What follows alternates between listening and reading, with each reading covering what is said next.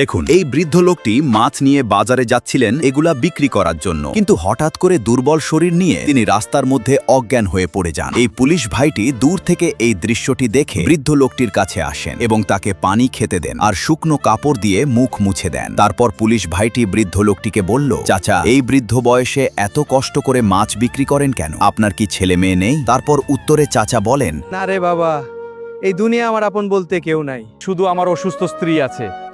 এই মাছ বিক্রি করে যা পাই তা দিয়েই দুমুঠো খেয়ে বেঁচে আসি।